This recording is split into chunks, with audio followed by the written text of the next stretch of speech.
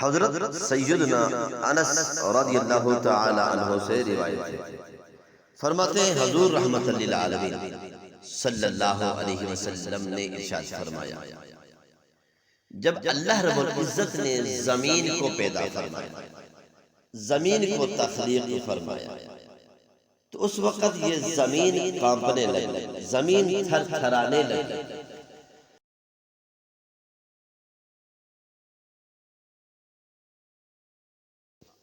تو رب العالمین نے اس وقت کیا کیا؟ زمین کو مضبوط کرنے کے لیے میرے رب نے پہاڑ بنایا، پہاڑوں کو زمین کے اوپر رکھ دیا۔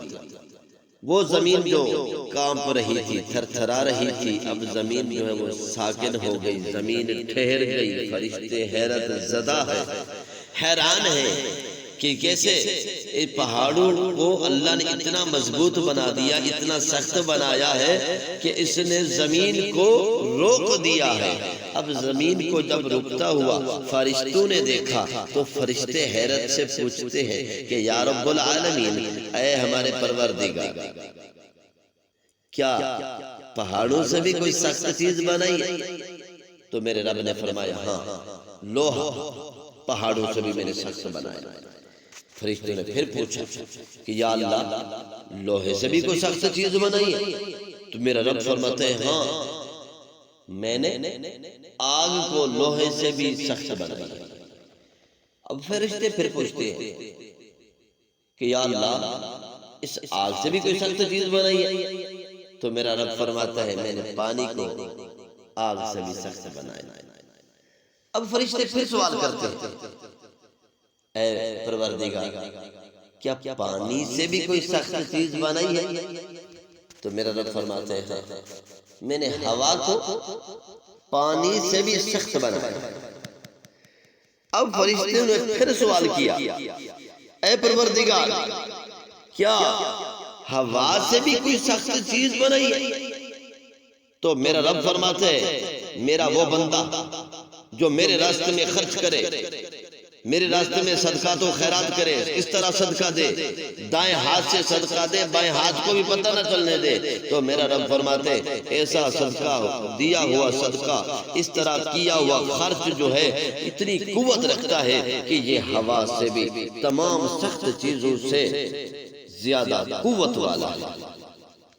تو محترم سامعین کرام، جتنا پوشیدہ اللہ کے راستے میں خرچ کرو گے، یہ اللہ کے راستے میں تمہارا خرچ کرنا، یہ صدقہ کرنا، یہ اللہ تعالیٰ کے غضب کو مٹا دیتا ہے، اور اس کا کوئی چیز مقابلہ بھی نہیں کر سکتی۔ اور قرآن پاک میں بھی آتا ہے، وَإِن تُخْفُوهَا وَتُؤْتُوهَا الْفُقَرَاءَ فَهُوَ خَيْرٌ لَكُمْ، اور اگر چھپا کر فقیروں کو دو تو یہ تمہارے لیے سب سے بہتر ہے۔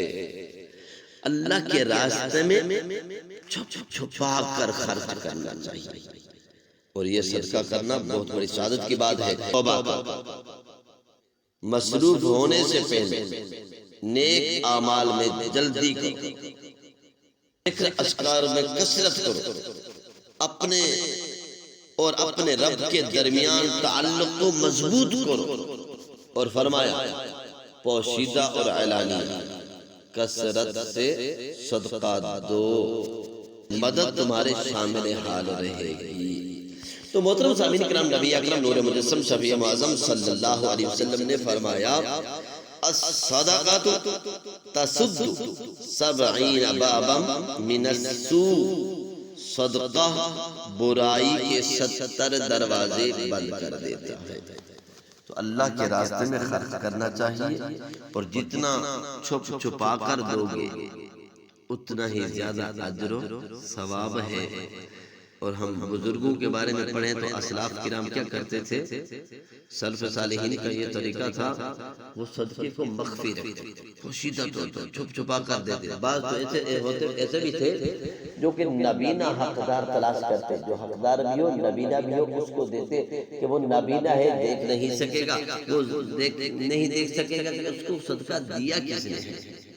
اور اسی طرح بعض تو ایسا بھی کرتے تھے کہ اگر کوئی ضرورت مند فقیر جو تھا حقدار سویا ہوا ہو اور اس کے کپڑوں کے ساتھ جو ہے صدقہ جو ہے وہ باندھ دیا کرتے.